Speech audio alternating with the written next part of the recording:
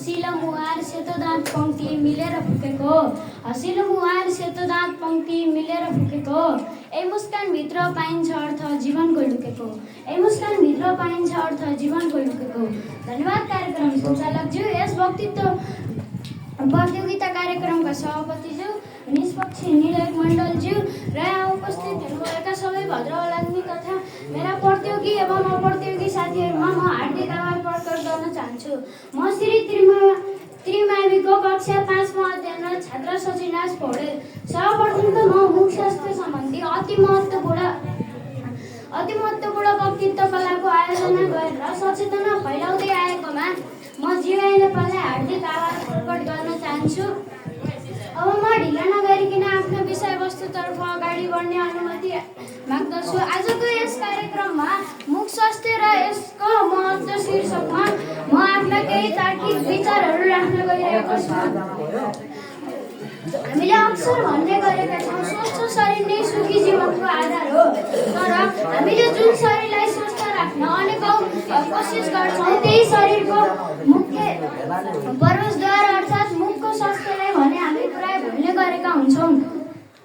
मुख स्वास्थ्य भन्नाले मुखभित्र भएका दाँत, गिजा, जिब्रो र अरू अङ्गहरूको स्वास्थ्यलाई बुझाउँछ। मुख केवल स्वाद दिने वा बोल्ने माध्यम मात्र होइन, यो हाम्रो सम्पूर्ण शरीरको ऐना हो। हामीले जुन शरीरलाई स्वस्थ राख्न धेरै कोसिस गर्छौँ त्यही शरीरको प्रवेशद्वार भनेको नै मुख हो।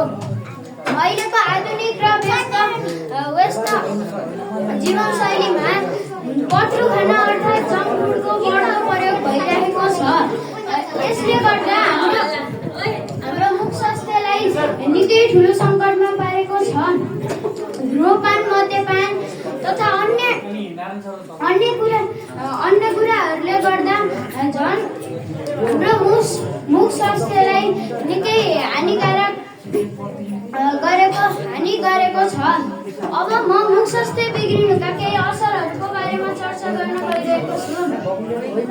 हामीले लामो समयसम्म दाँत नमाज्दा दाँतमा कीटाणुहरू जमेर दाँत गनाउने, दाँत कुहिने, दाँत झर्ने जस्ता समस्या आउँछन् र हामीले दाँत, गिजा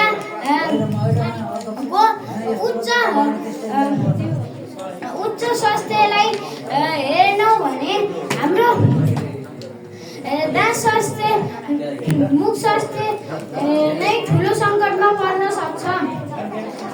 हामीले दाँतको रोगले गर्दा दाँतबाट रगत बग्ने, गिजा सुनिने र अन्य रोगहरू हुन्छन्। यस्तै झन् मानिसको आत्मविश्वास नै कमजोर बनाइदिन्छ र हामीले बिहान बेलुकी दाँत माजेनौँ भने हाम्रो मुख स्वास्थ्य नै बिग्रिन्छ। अनुसन्धानले भनेको छ कि हामीले दाँत, गिजा र जिब्रोको उचित हेरचाह गरेनौँ भने मुटु रोग, मधुमेह र अन्य कुराहरूमा यसले धेरै ठुलो सङ्कट पारेको हुन्छ। आदरणीय महानुभावहरू, रोग लागेर उपचार गर्नुभन्दा रोग लाग्नै नदिनु बुद्धिमानी हो। हामीले रोग लाग्न नदिन धेरै खर्च, अप्ठ्यारो मानेर केही गर्नु पर्दैन। हामीले केवल हाम्रा केही बानीहरूमा सुधार गरे पुग्छ। पहिलो, हामीले बिहान र बेलुकी दाँत माझ्ने गर्नुपर्छ। बिहान र बेलुकी खाना खाइसकेपछि दाँत माझ्ने गर्नुपर्छ र हामीले फ्लोराइड युक्त वा 1000 ppm लेखेको ब्रसले दाँत माझ्नुपर्छ र हामीले हाम्रो दाँत नदुखे पनि हामी वर्षको दुई पटक दन्त चिकित्सक कहाँ गएर दाँतको परीक्षण गराउनु पर्छ। आदरणीय महानुभावहरू, अब हामीले कसरी दाँत माझ्ने त भन्ने कुरामा म केही जानकारी दिन चाहन्छु। हामीले दाँत माझ्दा नरम खालको ब्रसको प्रयोग गर्नुपर्छ र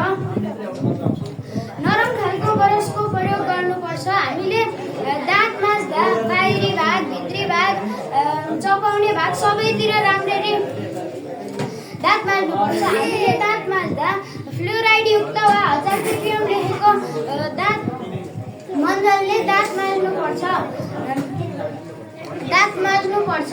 आदरणीय महानुभावहरू, हामीलाई आजका दिनसम्म जीवाय नेपालले धेरै राम्रा जनचेतनामूलक कार्यक्रम र मुख स्वास्थ्य सम्बन्धी निकै सचेत बनाएको छ।